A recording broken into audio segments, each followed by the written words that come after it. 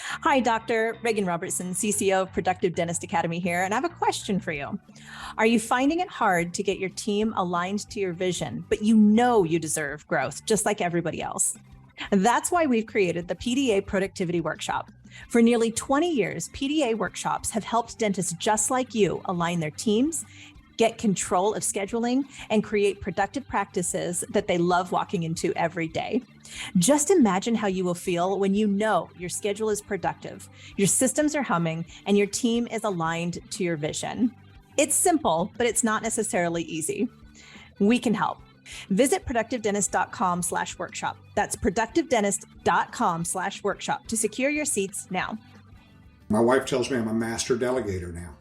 And I've always been a master delegator. I always would try to find ways to get people to do things for me.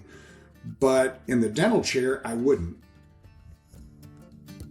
Hello, everyone. This is Dr. Bruce B. Baird, and you're listening to the Productive Dentist Podcast. In this podcast, I will give you everything that I've learned over the last 40 years in dentistry, working with thousands of dentists. I'll tell you, it's not that my way is the only way. It's just one that has worked extremely well for me, and I'd love to share that with you so you too can enjoy the choices and lifestyle that productivity allows. More time for things you love, increased pay, better team relationships, and lowered stress. Let's get into it with this week's episode of the Productive Dentist Podcast.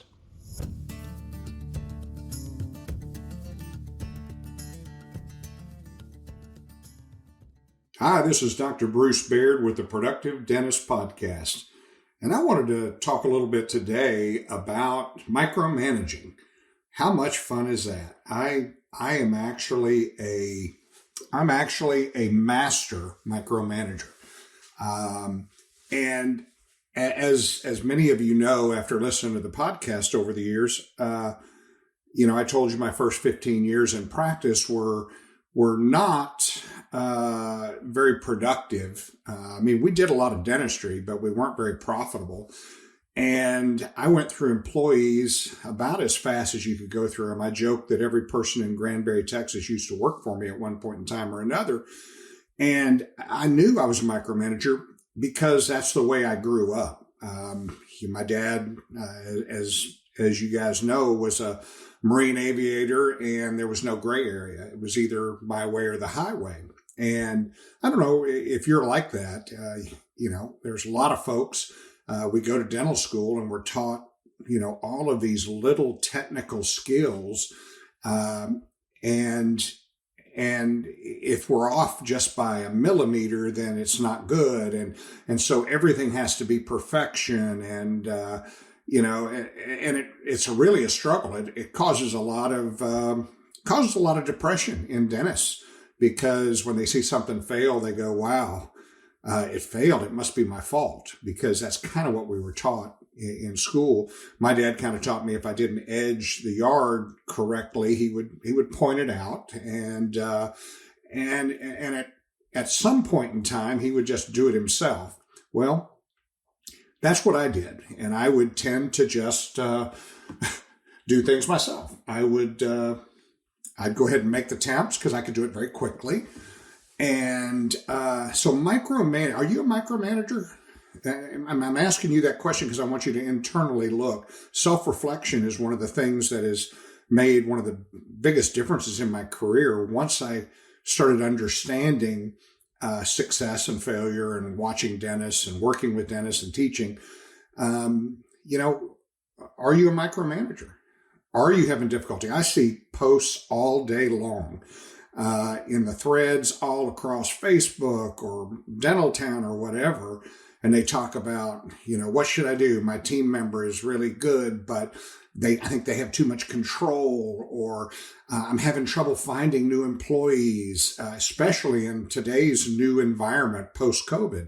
I can't find the right employees. I can't do this. And I think it's time to think differently.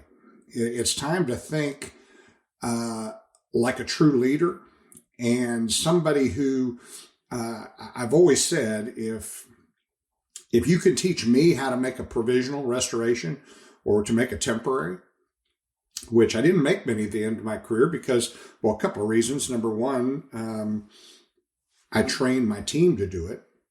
But number two, we were doing a lot of CEREC restorations, a lot of CAD/CAM restorations. And when I say CEREC, I'm going to use that as CAD/CAM, because now you've got Glidewell out with milling machine. There's going to be multiple different ways that you can mill restorations or print restorations. That's kind of the new thing right now. So, but what are you doing with your team? Are you explaining exactly what you want, exactly the way you want it done? And it's education, education, education to start with.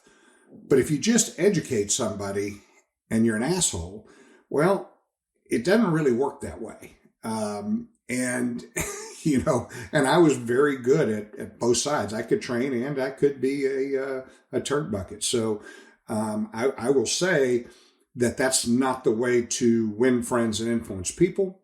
And it's frustrating.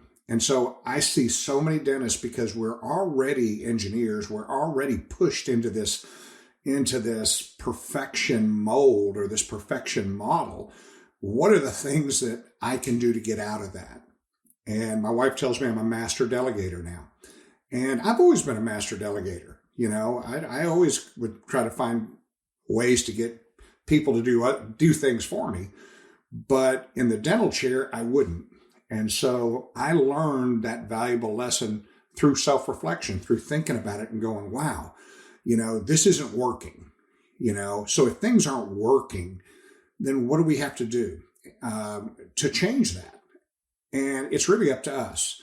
As I've said through Productive Dentist Academy, I really feel like most of the problems in today's dental practices are us, the dentists. And it's because we're knuckleheads in a lot of ways. We believe it has to be done a perfect way, and we're the only ones that can do it. But what I can tell you is, if they can teach me to do it, I can teach them to do it. If the instructors in school could teach me how to do something to make a beautiful restoration, or to talk, how to talk to people and all of that, then, I can teach my team what it is that I'm looking for. We always said we wanted a model practice, and we were so far from a model practice those first 15 years, and mainly because, I wasn't allowing it to be a model practice. And so what is that? What is a model practice? And when we start talking about delegation and we start talking about those types of things, how does that play? How do we look at that, and how do we change what we're doing? And I think, right now we're in the middle of the NFL playoffs, and they're working out during the week, but they go through summer training, they go through, spring training, they go through all these different things to perfect their game. Yet we don't do any of that. We open the doors, we hire people who we think has experience, and we expect them to do it the way we want it to be done. So number one is education, but it goes way beyond education. It goes into caring about your team.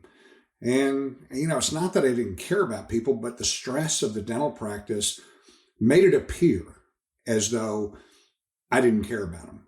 And I will tell you, my friends, during that time frame in my life, I was still a great friend. I was somebody who, outside of the dental practice, I was somebody you could call, and I was always trying to help people. But in my own practice, in my own business, I was a butthead.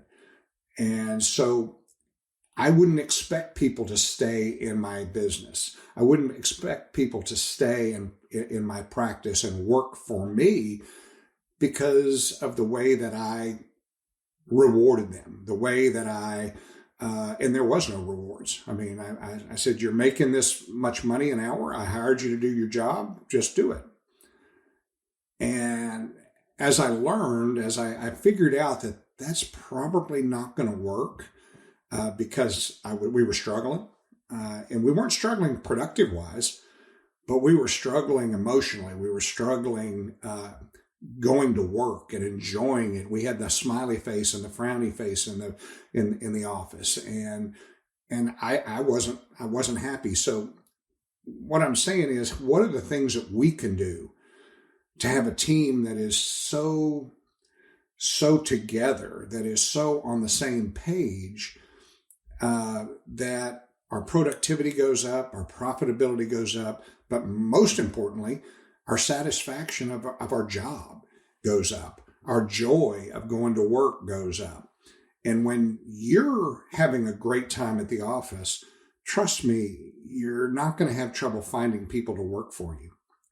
And that may be hard to self-reflect, but if you're having trouble with team leaving and team going places, I hear it all the time. Oh, my team, I'd love to come to PDA, but I just don't have the kind of team that I think would listen. Well, then get a new team, get a different group of people. But I will tell you, they probably are amazing individuals. They're probably really good, but you haven't let them shine. You haven't given them the opportunity to show you what they can do, because it has to be done your way. Now, I like it being done my way, but I've trained people to do it my way. And then I come back, we reevaluate how we're doing things, how we're answering the phone, how we're doing all those things. You get these folks that when they're joyful, when they're having fun at work, when it's a family at work, all of a sudden productivity goes up, profitability goes up, happiness about being a dentist goes up. All of those things go up. So what I'm telling you and tell myself every time I talk about this is, am I surrounding myself with people who are enjoying what they're doing? And what are the things that I can do to help them enjoy what they're doing? Am I enjoying what I'm doing? And how can I help them enjoy what they're doing? And one of the things that I think that is a big plus is just saying thank you. To tell people, wow, Gay, what a phenomenal job you did on that. What a amazing summer. That was an amazing case. Those provisionals were beautiful. I could never do those provisionals like you're doing them. And I got to that point where I could say that because I believed it. And because through a period of time, when it wasn't the way I wanted it, I would train it, and I would train it in a good way. By saying, hey, let me show you something. How you see this old rough area? I'm able to polish this with this particular tool, with this particular burr. And I think that that's going to be a lot better. Try that and see what you think, and then let me know. So all of a sudden it's like, hey, I kind of like being here. And the doctor's always complimenting me. Yes, I make a good living. People are complaining I'm having to hire somebody for $25 an hour, for $28 an hour, for $30 an hour. Yeah, you are. Now things have changed. We've gotten into this inflationary period, but I want to share with you the things that you can do where people will be desiring your practice to work for. And it won't be so much about the money. Yes, it's going to cost more in the future than it does today. But that's what I tell patients. Hey, they'll always say, well, let me think about it. I said, well, they go, that's really expensive. I go, it sure is. You know what? I've been doing this for 42 years and I've never seen it go down in price. It never gets cheaper. So we better do it today. And I can look back and say the same thing about employee salaries. And if our business is growing 10 to 15% year over year, then I should expect to pay more for the people who are having fun.